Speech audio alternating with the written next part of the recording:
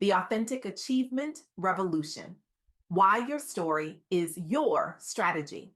I recently had the extraordinary privilege of interviewing Marquisha Williams, a visionary who has dedicated her life to empowering Black women to embrace their authentic selves while achieving remarkable success. Her work isn't just transformative, it's revolutionary. Marquisha has created ripples of change throughout communities, businesses, and institutions by challenging the false dichotomy between authenticity and achievement. She stands as a beacon of hope for countless women who have been told they must choose between being themselves and being successful. Her courage to speak truth to power has opened doors that many thought would remain forever closed. Have you ever walked into a room and immediately felt that creeping sensation that you needed to be someone else to belong there?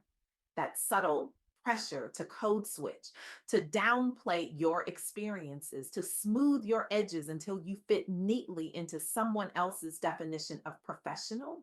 You're not alone. And more importantly, you're not wrong for feeling that tension. For generations, we've been fed a dangerous myth that success requires us to compartmentalize our authentic selves from our professional selves, that our lived experiences, especially the messy, complicated, beautiful experiences of being Black women in America, are somehow liabilities rather than assets in our pursuit of excellence. But what if everything we've been told about success is backwards? What if the very parts of ourselves we've been taught to hide are actually our greatest competitive advantages? This is the radical truth that emerged from my conversation with Marquisha Williams. The authenticity revolution isn't just about feeling good. It's about achieving more by bringing your whole self to everything you do. Let me share a story that illustrates this perfectly. Jamal, a brilliant Black entrepreneur, had created a groundbreaking tech product. His business plan was meticulously crafted. His market research was impeccable. His pitch was polished to perfection. By all conventional metrics, he should have been swimming in investment capital. Instead, he faced rejection. Not once, not twice, 17 times. 17 investors looked at his brilliance and said, "Not for us." 17 doors slammed in his face, 17 opportunities to believe the lie that he didn't belong in the entrepreneurial ecosystem. Now, conventional wisdom would suggest that Jamal needed to change himself to become more palatable to these investors, perhaps speak differently, dress differently, present differently, essentially to be less authentically himself. But Jamal's story takes a different turn. What changed wasn't his identity, it was his community. After connecting with a program specifically designed for Black professionals, he found mentors who didn't ask him to be someone else. They saw his authentic self as an asset, not a liability. They helped refine his pitch without diluting his vision. They opened doors without asking him to leave parts of himself behind. Today, Jamal's company employs 28 people and has expanded internationally. He's become a model for over 500 Black entrepreneurs supported through similar programs. His success isn't despite his authentic identity. It's because he found a way to leverage it strategically. As Marquisha Williams emphasized in our interview, you don't have to choose between authenticity and achievement. Your lived experience, with all its ups and downs, isn't something to overcome. It's your greatest asset as a leader, entrepreneur, or professional. But let's be honest, this path isn't easy. The journey to authentic achievement is rarely straight, and it's never without obstacles. Consider Georgia's story. By age 25, Georgia had experienced the kind of loss that reshapes a life. Both her parents were gone. At 31, another blow, job loss, followed by financial crisis that nearly led to bankruptcy. These aren't just setbacks, they're the kind of life altering experiences that can make you question everything about yourself and your place in the world. Society told Georgia what it tells so many of us: hustle harder, get more credentials, perfect your resume, minimize your struggles, act like everything is fine, even when it isn't. But Georgia made a different choice, a choice that Marquisha Williams would describe as revolutionary. She gave herself permission to process her trauma publicly through storytelling. Initially, this wasn't a branding strategy, it was simply healing. But something remarkable happened when Georgia began sharing her journey authentically. She discovered that her hard won wisdom from grief and recovery wasn't just personally meaningful, it was professionally valuable. The lessons she'd learned through her darkest moments were precisely what others needed to navigate their own challenges. She began offering coaching based on these experiences, developing digital products aligned with authentic experiences rather than theoretical frameworks. The result? A thriving platform rooted in realness instead of resume building alone. Georgia created new revenue streams through digital offerings grounded in personal truth rather than external validation, inspiring countless other women facing similar crossroads. This is what Marquisha Williams means when she says imposter syndrome and setbacks are part of the journey, not signs you don't belong. Even when your voice shakes or you feel out of place, showing up as yourself is powerful. Not just emotionally powerful, strategically powerful. I can almost hear what some of you are thinking right now. That sounds nice, but is it realistic? In a world that still has systemic barriers, can authenticity really compete with privilege? It's a fair question. And it brings me to another powerful story, that of Katera Holland.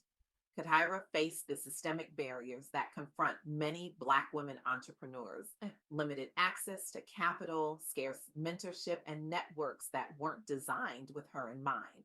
She navigated persistent imposter syndrome while lacking the resources typical for startup founders. What made the difference for Katira? She leveraged storytelling platforms like the Pink Parachute Diaries podcast, both for visibility and connection, building safe spaces where vulnerability was normalized alongside ambition. This approach enabled hundreds of listeners and followers to find actionable advice tailored specifically toward their unique journeys as ambitious Black women balancing legacy building ambitions with everyday realities. Katira's work is rooted in creating opportunities she once needed herself, a testament that you don't have to wait until it looks perfect. She grew her audience reach via podcast and online content while mentoring dozens directly through workshops and events, helping shift industry norms around what leadership looks like among underrepresented founders. This brings us to Marquisha Williams' third key insight. Faith, community, and self belief are non negotiables for sustainable success. You don't have to walk this path alone. Building with others who see and support you makes all the difference. Notice the pattern across these stories. None of these individuals succeeded by conforming to traditional expectations. They didn't win by playing someone else's game. They created new games, games that value their unique perspectives and experiences. This is the revolution that Marquisha Williams is championing. It's not just about individual success, it's about transforming our collective understanding of what success looks like and how it's achieved. But revolutions don't happen overnight, and they don't happen without intention. So, what does this mean for you right now, wherever you are in your journey? First, recognize that the pressure to compartmentalize isn't coming from within you. It's coming from systems that weren't designed with you in mind. That feeling that you need to be someone else to succeed isn't your intuition, it's internalized oppression. Second, start small. But start now. You don't need to share your entire life story on LinkedIn tomorrow. But perhaps there's one aspect of your authentic experience that you've been hiding that could actually inform your work in meaningful ways.